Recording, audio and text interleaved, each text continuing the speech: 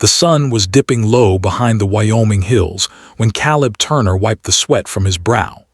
Another long day on the ranch.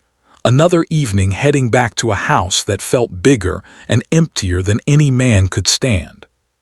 His wife, Lily, had been gone for 3 years. 3 years of raising 5-year-old twins, Noah and Nora, alone. 3 years of doing chores until his shoulders burned. 3 years of blaming himself for not being enough, for them, for her, for anyone.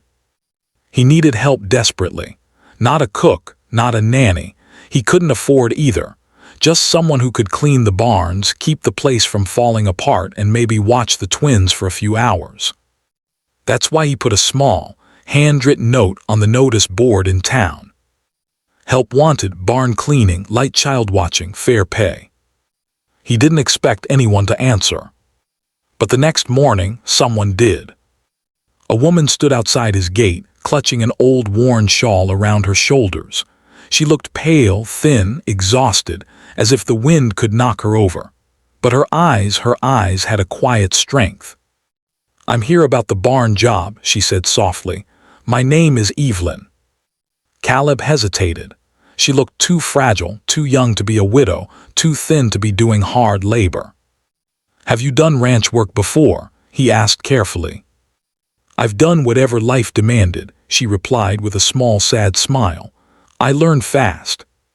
Something in her tone, something broken but brave, made Caleb nod.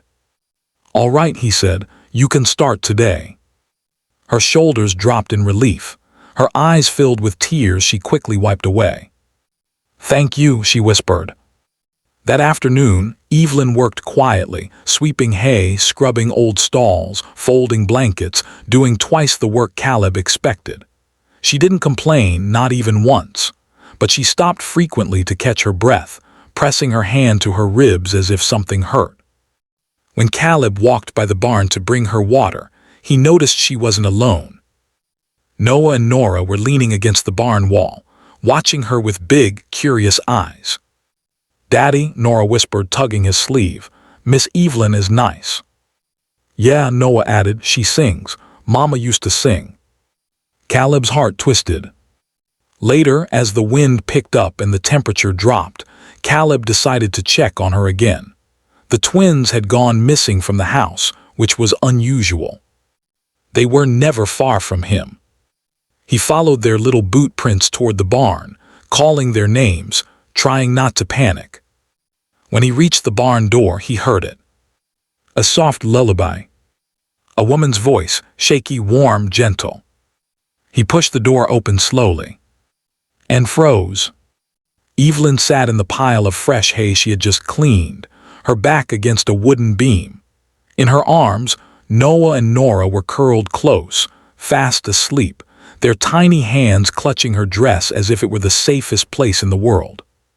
Her eyes were closed too, tears slipping down her cheeks silently.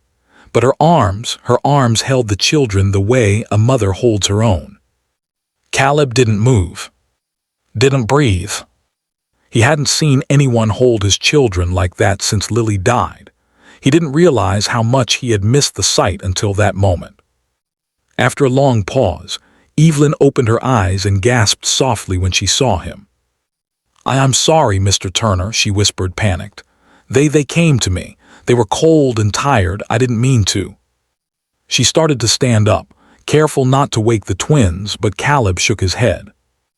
"Don't," he said quietly. "Let them sleep." She sank back down, surprised. Caleb stepped closer, lowering his voice. "They've never taken to anyone like this. Not even my sister. They barely talk to strangers." Evelyn looked down at the children nestled in her arms. "I lost a little one," she whispered shakily. "A baby boy last winter, and when your kids came to me, I don't know, something in me just held on." Caleb's heart clenched. He sat on a nearby bale of hay, lowering his voice. "You're a widow." She nodded. "My husband died from pneumonia, then my baby got sick, and I lost everything. Home, money. I've been sleeping in an abandoned shed by the river. I came here because it was the only job I could find." Caleb swallowed hard, guilt hitting him like a punch. He had offered her the lowest pay he could afford. She had taken it without hesitation. "Why didn't you tell me?" She looked down. "Because I didn't want pity, I just needed a chance." Silence settled between them, heavy but warm. The twins shifted in their sleep, snuggling closer to her chest. Evelyn smiled through tears, brushing their hair gently. Caleb watched her, really watched her, and something softened inside him, something he had buried years ago. When the twins finally stirred awake, Nora stretched and whispered, "Miss Evelyn, can you stay?" Evelyn froze. Caleb felt his throat tighten. Noah looked up with big innocent eyes. "Please, Mommy used to hold us like this." The barn fell silent. Evelyn's lips trembled. "If your daddy wants me to, I'll stay." Caleb swallowed the lump in his throat. "Yes," he said softly, "stay." From that moment, everything changed. Evelyn came every day. She cleaned, cooked a little, told bedtime stories, taught the twins gentle songs. She brought life back to the ranch in the simplest ways, folding blankets neatly, leaving wildflowers on the porch, humming as she worked. Caleb found himself watching her more often than he should, how she pushed her loose hair behind her ear, how she smiled at the twins, how she walked with quiet determination. He found himself smiling again. One evening, after tucking the twins in, Evelyn started coughing hard, leaning against the counter to steady herself. Caleb rushed to her. "You're sick," he said, worried. "You should have told me." "It's just a cough," she whispered. "No, you're burning up." He touched her forehead. She was hot, way too hot. "You need a doctor," he said. "No," she said firmly, "I can't afford." Caleb didn't let her finish. "I'll take care of it." He drove her to the town doctor, waited outside the door, packing until they finally came out. "She's malnourished," the doctor said quietly. "Exhausted, her body been fighting more than she admits. She needs rest, food, warmth, she needs a home." A home. The word echoed painfully inside him. When they got back to the ranch, Caleb opened the truck door and lifted her gently out. She gasped. "Mr. Turner." "Caleb," he corrected softly. "Please call me Caleb." She looked down, tears filling her eyes. He carried her into the house, into the warm living room, into safety. "No more barns," he whispered. "No more sheds by the river. From now on you stay here with us." Evelyn froze. I can't, I don't belong."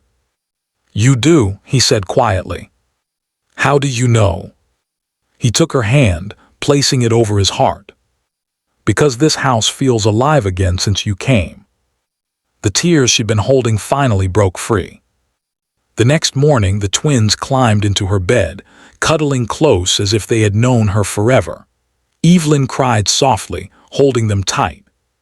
Caleb watched from the doorway, warmth filling the empty spaces of his soul. He had hired her just to clean a barn. He never expected her to heal a home. Never expected her to stitch his broken heart back together with quiet kindness. Never expected his twins to find the mother they'd been praying for. Never expected love to walk into his life, wearing a worn shawl and a brave smile. But she did. And soon he knew he didn't want her to leave, not ever. Because sometimes the people you think you're helping are the ones God sent to save you.